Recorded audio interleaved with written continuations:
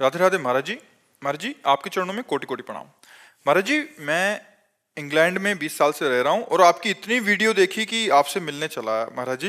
महाराज जी मेरे मन में बहुत से गलत ख्याल आते हैं जब भी जप करता हूँ या पाठ करता हूँ। अगर मन लग भी जाए तो पारिवारिक में पत्नी जी कहती हैं मतलब बड़ा ब्रह्मचारी बन रहा है, अभी बैठ के भजन कीर्तन कर रहा है। महाराज जी फिर सब कुछ बंद हो जाता है, फिर नाम जप भी नहीं चलता। तो ऐसे महाराज जी सही रास्ता बताएं क्या? रोल करना, रोल अभिनय। पत्नी के साथ पति का जैसा अभिनय चाहिए वैसा ही करो, नहीं देखो उत्तर मिला ना बड़ा, फिर वो गड़बड़ हो जाएगा।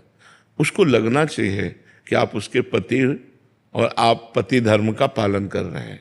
हंसना, बात करना, उसमें भी भगवान विराजमान है।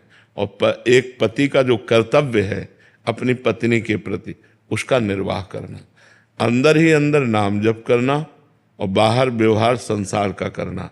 जो अंदर ख्याल आते हैं नाम जप के समय, वो हमारे जो मन में भरे हुए हैं वही आते हैं, नए नहीं आते। क्योंकि नया तो नाम जा रहा है, हम जब वाहेगुरु वाहेगुरु जप रहे हैं, सतनाम जप रहे हैं, तो हमारे अंदर जो गंदगी भरी हुई है माया की मन में, वो निकलती है। उस समय में घबराना नहीं चाहिए, उस समय में धैर्य पूर्वक और नाम जप करना चाहिए।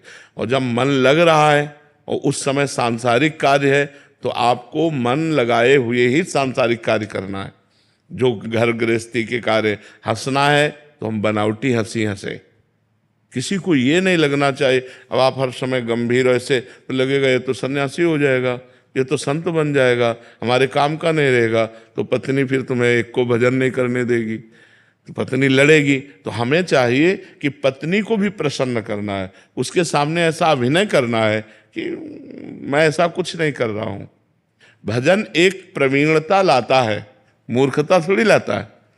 देखो प्रवीणता ही तो है, सबको आकर बैठ करके प्रश्न करते हो, उत्तर लेते हो।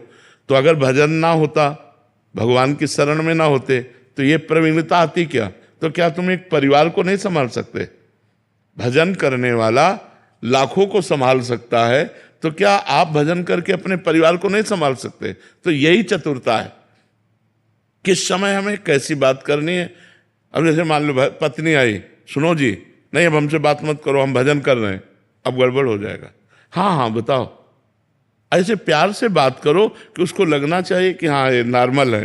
वो अगर देखेगी ये सीरियस हो रहे हैं भजन में, तो वो घबरा जाएगी कि ये तो बाबा जी बन जाएंगे। ये तो वो तो बोलती है अगर भजन करोगे तो काम नहीं बन के आऊंगी मैं।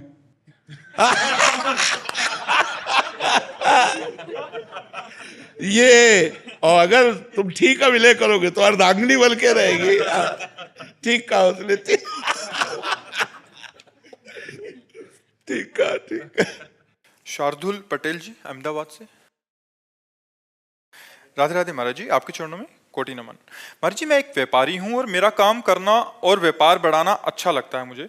उसमें कभी आगे से पैसा अटकता है तो हमारे व्यवहार भी ऊपर नीचे होता रहता है, तो क्या इसका हमें पाप लगता है या नहीं? व्यापार बढ़ाने में ऐसा लगता है कि ज्यादा लोगों को काम मिल रहा है, पर इस चक्कर में हमारा जो भजन मार्ग है वो छूटता है महाराज जी। तो क्या इसको बढ़ाने का अंदर उत्साह रखना चाहिए या रुक जाना चाहिए? नहीं, करना चाहिए, व्यापार करना चाहिए। जो हमारे समाज के लिए, परिवार के लिए, हमारे खुद के जीवन के लिए आवश्यक है। वस्त्र, भोजन, अर्थ, विविध प्रकार की कार्य प्रणालियाँ, ये सब व्यापार, नौकरी, किसानी, जो जिसके भगवान ने आधार दिया है उसी के आधार से अर्थ आता है, अर्थ से व्यवस्था होती है। तो हमें कार्य करना है, लेकिन अधर्म युक्त नहीं, धर्मयुक्त। व्यापार करना है, उचित मुनाफा लेना है, क्योंकि उस मुनाफे के बिना व्यापार का महत्व क्या रहा। उचित मुनाफा लेना है, सही वस्तु देना है, सही तौल में देना है, बेईमानी नहीं करना है। खूब बढ़ाओ व्यापार, कोई परेशानी नहीं। अगर हम अधिक धन के लोभ में बेईमानी करने लगे, तौल में घाटा, वस्तु में अधिक मुनाफा लेकर, वो भी ठीक नहीं है। उचित मुनाफा, सही तौल, तो हमें लगता है व्यापार बढ़े, कोई परेशानी नहीं इसमें। भगवान नाम जितना आप जप पाए जपिए, नहीं उस व्यापार को भी भगवान की पूजा मानकर व्यापार रूपी कर्म को भगवान को समर्पित कर दीजिए। जब युद्ध रूपी कर्म भगवान की पूजा हो सकता है, तो व्यापार रूपी कर्म भगवान की पूजा क्यों नहीं हो सकती? भगवान की पूजा केवल अगरबत्ती, धूप बत्ती या आरती मात्र नहीं है। चराचर जगत में जो भी कर्म कर रहे हो वो सब भगवान की पूजा मान करके करो। जो जहाँ है, यदि आताताई है और समाज को दुख देने वाला है और आप सुरक्षा में खड़े हैं, आवश्यकता पड़ने पर आप गोली चला रहे, तो वही पूजा हो रही जो आरती हो रही, जो धूप बत्ती हो रही, अगरबत्ती हो रही, वही गोली चलाना हो रहा है। अर्जुन जी कह रहे हैं मैं युद्ध नहीं करूंगा, संन्यास लेके भजन करूंगा। और भगवान ने कहा माम अनुस्मर युद्ध च, मेरा स्मरण करते हुए युद्ध करो, अत्यंत आवश्यक है, युद्ध रूपी पूजा से मैं प्रसन्न होऊंगा। तो हमें लगता है व्यापार बाधक नहीं, बेईमानी बाधक है। हम बेईमानी ना करें, व्यापार खूब अच्छे से बढ़ा करके करें, कोई परेशानी नहीं है। भगवान का नाम जप करें और व्यापार से आए हुए धन से दूसरों का भी हित होगा, परिवार का, समाज का, हमारे द्वारा हित हो। यही तो हमारे मनुष्य जीवन की सार्थकता है। मान लो कोई बीमार आदमी है, पैसा नहीं है, आप दवा में लगा देते हैं, आपकी सार्थकता हो गई जीवन की।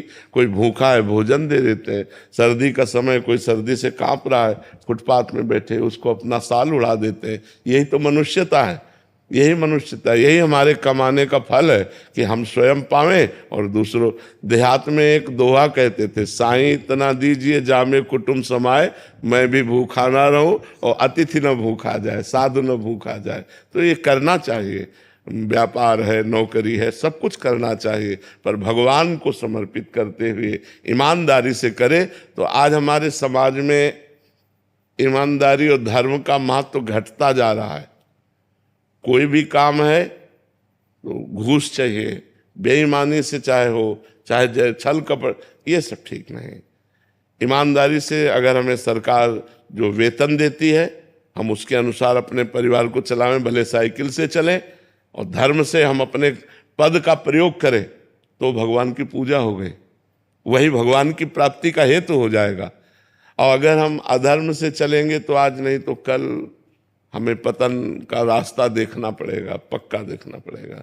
इसलिए कहीं भी किसी को भी अधर्म का पक्ष नहीं लेना चाहिए, धर्म का पक्ष लेना चाहिए। भीष्म और द्रोण जैसे महात्माओं ने जब अधर्म का पक्ष लिया तो भगवान ने उनको भी परास्त करवा दिया, नहीं करा दिया। अधर्म दुर्योधन का पक्ष लिया तो ऐसे महात्मा जो परम पवित्र, जिनका स्मरण करना मात्र पवित्र कर देता है, भीष्म जी, उनको 6 महीना बाणों की सैया पर सोना पड़ा। द्रोणाचार्य जी का गला उतरा दिया धृष्टद्युम्न से कह करके। तो हमें लगता है हम धर्म का पक्ष ले, नमक रोटी खाएं, धीरे धीरे वो बढ़ता जाए संपत्ति, वो अच्छी बात है। एकदम शॉर्टकट से बड़े आदमी बनने की कोशिश न करें, नहीं तो माया फिर गिरा देती है।